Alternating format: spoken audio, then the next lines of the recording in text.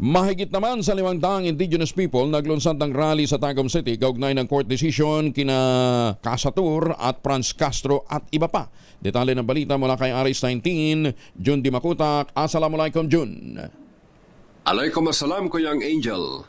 Mahigit sa 500 indigenous people at mga supporters nito mula sa Talaingod, Kapalong, Asunsyon at iba pang karatig puok sa Davao del Norte at Davao de Oro ang naglunsad ng rally sa harapang bahagi ng Davao del Norte Sports and Tourism Complex sa Tagum City bilang suporta sa naging desisyon ng Korte laban kina Satoru Campo at Teachers Representative Franz Castro kasama ang 11 iba pa. Ang rally ay pinangunahan ng isang Datu Tungig Mansumuyat, isang dating council member ng Pasaka at former leader ng CPP-NPA-NDFP, Komiteng Revolusyonaryo sa munisipyo. Sa kanyang pahayag, ang court decision ay may malaki umanong impact sa hanay ng IP communities, isang tugon sa paghilom ng sugat na likha ng nakaraan.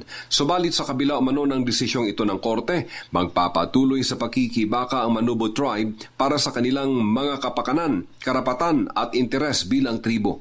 Ang iba pang speakers tulad nina Salupungan School Coordinator Juanito Bongkalas, former SRC-5 Sub-Regional Guerrilla Unit, Commanding Officer Lieutenant Apoga ng Philippine Army at isang former Salupungan student na isa ring dating NPA combatant na si Henyo Ehem ay ibinahagi ang mahirap nilang sitwasyon sa usapin ng social and economic conditions, dahilan na naengganyo umano ang karamihan sa mga IPs na sumapi sa kilusang komunista na agara namang isinasabak sa pakikidigma laban sa government forces nang dahil umano ito sa kahirapan sa mga IP communities. Binigyang diin ng mga Manobo tribe speakers na madaliin na ma-address ng pamahalaan ang mga nakatenggang usapin na siyang magiging daan upang maabot ang pangmatagalang kapayapaan tungo sa pag-unlad sa mga kanayunan.